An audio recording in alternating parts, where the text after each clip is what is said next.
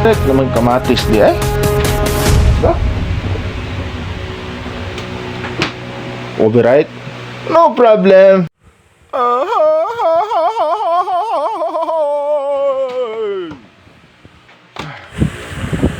Hello. Kumusta na pud mo? May buntag, may ngudto, may hapon. For today's episode guys, gawa tayo ng punlaan ng kamatis. At alam na, ang mahal ng kamatis sa palengke. So kahit pa paano, secure yung lamas. So gawa muna tayo.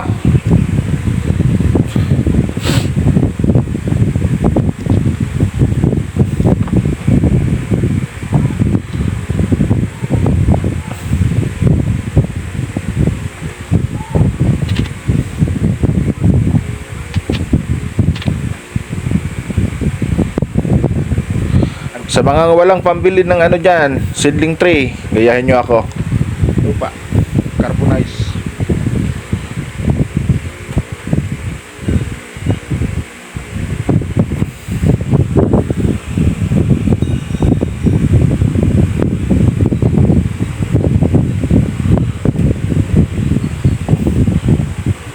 Yung lupa na halo ko dyan, don't worry, ano na yan, carbonize na yan mga kapatid. At nasunog ko na rin yan. Lalagyan ko ng basal na pataba na ginawa natin foliar fertilizer. Saka natin ibabad yung buto ng kamatis. Ang first reason why ginawa ko yan, ganito kasi yan eh. Yung mga langgam, paborito ang buto ng kamatis. Yung mga manok, paborito din.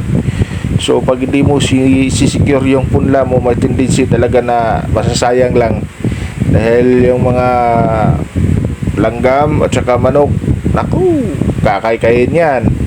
So gawa tayo ng hakbang para secure. At least kahit papaano, mula ngayon mga 10 days sisibol na yan. So bilang ka ulit ng 10 days, titingnan mo yung status kung pwede na ba i-transplant, tsaka mo na i-transplant. Ganun yun eh. So ipapakita ko sa inyo ang proseso kung paano mag-transplant din ng kamatis.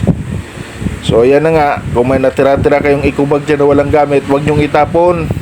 Papapakinabangan natin yan balang araw.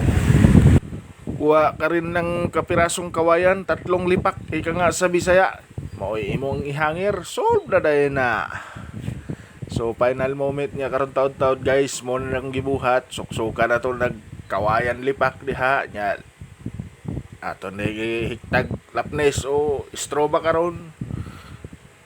Pagkahuman, ihibitay sa hayhayan. Inyo pong ibutang dito sa lugar nga dili mag-direct sa sunlight nya, in case na bubunok ang ulan, di po siya basta-basta maigo sa tubig.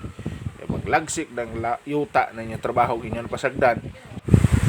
Maura to, karon taod-taod, di na po ko magdugay, kay madto pa ko patrosinyo, mudum-dum na putas umay-igsoon. Salamat sa suporta kaninyo mga amigo, amiga. Magtinabangay kita hantod sa hantod kita mga dato ug buligan tas kay tasan. Salamat, babu sila.